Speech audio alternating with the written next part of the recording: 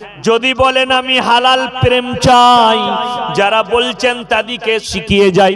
যদি স্বামী স্ত্রী মিলন না থাকে, স্বামী স্ত্রীর মধ্যে মহব্বত না থাকে, স্বামী যদি স্ত্রীকে ভালো না বাসে, শুনে নাও, স্ত্রীরা স্বামী যখন রাত্রিতে ঘুমিয়ে পড়বে তার কপালে 41 বার পড়বে ওয়ালকাইতু আলাইকা মুহাব্বাতাম মিন্নি ওয়ালিতুসনা আলা আইনি, আর তাদের কপালে ফুম মারো, আল্লাহ চাইলে তোমাদের মধ্যে মহব্বত দিবে।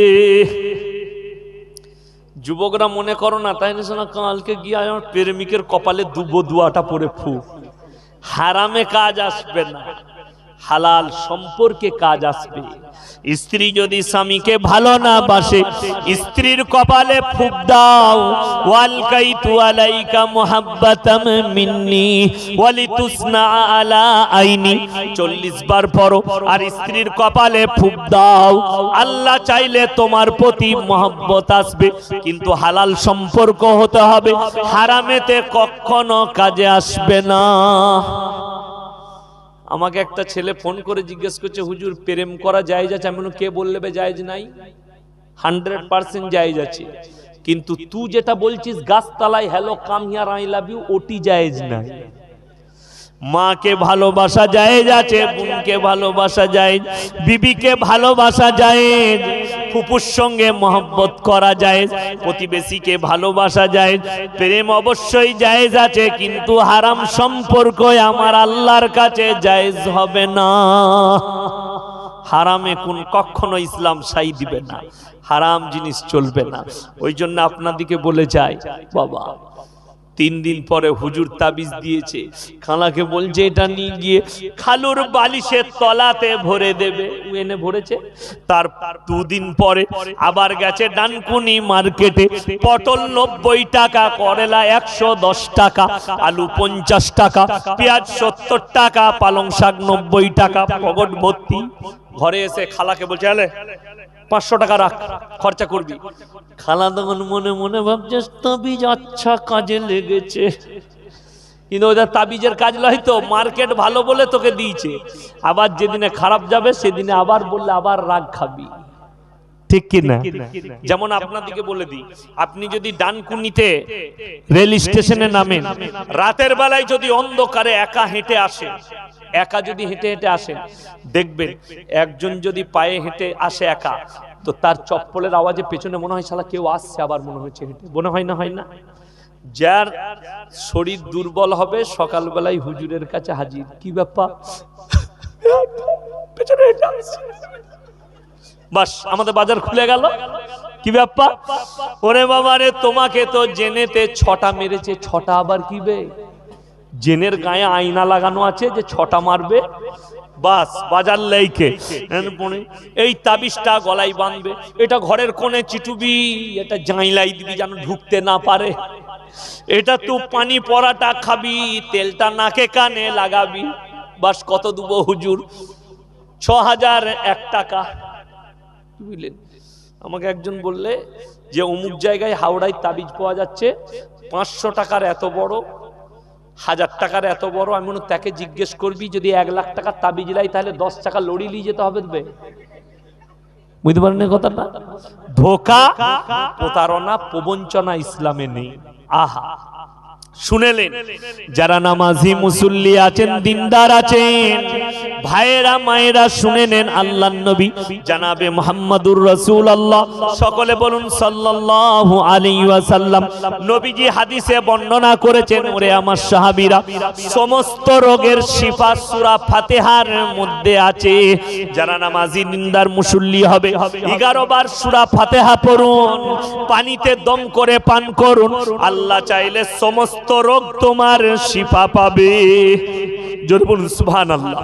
যারা বলছেন বাড়িতে বরকত চাই, যে বাড়িতে প্রত্যেক দিন রাতের বেলায় এশার নামাজের পরে বাড়িতে যারা সূরা ওয়াকিয়া তেলাওয়াত করবে, আল্লাহ তাদের কামায়ে বরকত দেবে, রুজিতে আল্লাহ বরকত দেবে। শুনে নাও, যারা বলছো বালা মুসিবত দূর করাবো, ফজরের নামাজের পরে যারা সূরা ইয়াসিনের তেলাওয়াত করবে, আগামী ফজর পর্যন্ত তোমার কাছে মৃত্যু ছাড়া কোনো বালা মুসিবত আসবে না।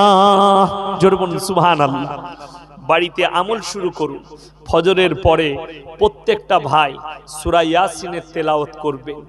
বড় কষ্ট লাগে কি জানেন, আমাদের দেশের ব্যবসায়ীরা জানে না। আপনাকে দেখিয়ে দেব, দিল্লি, বোম্বাই, গুজরাট, উত্তরপ্রদেশ, লখনৌ, সেখানকার ব্যবসায়ীরা, মুসলিমরা সকালবেলায় ফজরের নামাজ পড়ে তারা দোকানে গিয়ে দোকানে বসে আধ ঘন্টা 40 মিনিট কোরআন তেলাওয়াত করে, তারপরে খদ্দেরকে মাল দিয়া দিয়ে শুরু করে। জোরে বলুন সুবহানাল্লাহ। আর আমাদের দেশের দোকানদার বেলা 8টায় উঠে বিরাস করতে করতে 8 মোংলার জামাই মনে হবে, দিয়ে 1 কাপ চা খাবে, দিয়ে বাইকটা নিয়ে গিয়ে দোকানটা খুলবে, খুলে খালি পানি ছিটুবে। পানি কিবে বলে বরকত, পানিতে বরকত পাবি হারামখোর। আহা, যেমন আপনাদেরকে বলে দিই, বড় কষ্ট লাগে মুসলমান 5 ওয়াক্তের নামাজ পড়ো, আল্লাহ ওয়াদা করেছেন, আল্লাহর ওয়াদা, আল্লাহর কসম, আল্লাহ কোনোদিন খিলাফ করে না। জোরে বলুন সুবহানাল্লাহ। ইয়া আইয়ুহাল্লাযীনা আমানুর কাউ ওয়াসজুদু ওয়াবুদু রাব্বাকুম ওয়াফালুল খায়রা লাআল্লাকুম তুফলিহুন। হে আমার বান্দারা, তোমরা আমার কাছে রুকু করো, সিজদা করো, আমি আল্লাহ তোমাদেরকে কামিয়াবির রাস্তা দেখিয়ে দেব। জোরে বলুন সুবহানাল্লাহ। আপনি কামিয়াবির রাস্তা পাবেন। আপনার বিবিকে নামাজি করুন, আপনার পরিবেশ, আপনার বাড়ির লোককে নামাজি করেন, বাড়ির লোককে নামাজের জন্য দাওয়াত দেন, পরকালের জন্য। আল্লাহর কসম করে বলছি, মৃত্যুর পরে ভয়ানক জায়গা রেখেছে আল্লাহ। আল্লাহকে যারা চিনতে পারেননি, আজকে আমি আপনাদেরকে চিনিয়ে যাচ্ছি, আল্লাহকে চিনবো সবাই। জোরে বলুন ইনশাআল্লাহ। আল্লাহকে যারা দেখতে পাননি, কিয়ামতের দিনে জানেন জান্নাতে সবথেকে দামি উপহার আল্লাহর কি হবে? পানি দাও তো বাবু। আল্লাহর সবথেকে দামি উপহার কিয়ামতের দিনে সেটা হচ্ছে আল্লাহর দিদার। জোরে বলুন সুবহানাল্লাহ। জান্নাতীদেরকে আল্লাহ দিদার করাবে। বিসমিল্লাহ। আল্লাহকে যারা চিনতে পারেননি তাদেরকে চিনার একটা উপায় দিয়ে দিচ্ছি। আল্লাহকে যদি চিনতে চান, এই রজনীগন্ধার সুগন্ধিতে আল্লাহকে চিনতে পারবেন, গোলাপের পাপড়িতে আল্লাহকে চিনতে পারবেন, ডাবের জলেতে আল্লাহকে চিনতে পারবেন, খেজুরের গুড়েতে আল্লাহকে চিনতে পারবেন, আখের রসেতে আল্লাহকে চিনতে পারবেন, কমলা লেবুর ভেতরে আল্লাহকে দেখতে পাবেন, বেদনার ভেতরে আল্লাহকে দেখতে পাবেন, ময়ূরের পখমে আল্লাহকে দেখতে পাবেন। পৃথিবীর বিজ্ঞান ফেলুয়ার, পৃথিবীর মানুষ আল্লাহর কাছে ফেলুয়ার। আল্লাহ কোরআনে বলেছেন, হে আমার নবী, পৃথিবীর মানুষকে বলে দাও, তারা শত চেষ্টা করলেও এক জায়গায় তারা ফেলুয়ার হয়ে যাবে। পৃথিবীর মানুষ খালি পৃথিবীর মধ্যে কি আছে এটা ছাড়া তাদের আর বলার ক্ষমতা নেই। আর আমি আল্লাহ গোটা পৃথিবীর বাইরে কি আছে সব জ্ঞান রাখি। জোরে বলুন সুবহানাল্লাহ। পৃথিবীর মানুষ এক জায়গায় ফেলুয়ার, পৃথিবীর বাইরে কি আছে বিজ্ঞান তুমি বলো। রজনীগন্ধার সুগন্ধি আপনারা জানেন, নদিয়ার মায়াপুরে 1 নম্বর খেজুর গুড়, নদিয়ার মায়াপুর থেকে একদম কোন রকমের চিনি, কোনো ম্যাট না দিয়ে রসেতে খেজুর গুড় তৈরি করে প্যাক হয়ে পার্সাল হয়ে মাটির হাঁড়িতে পার্সাল করে, সুন্দর হাঁড়িতে প্যাক করে পার্সাল করে চলে গেল হোয়াইট হাউস আমেরিকা, জজ ডব্লিউ বুশের কাছে। ভারত থেকে গিফট গেল, চামচে করে নিয়েছে। বিউটিফুল, ইউ আর বিউটিফুল, খুব সুন্দর লেগেছে, কি বুঝলেন?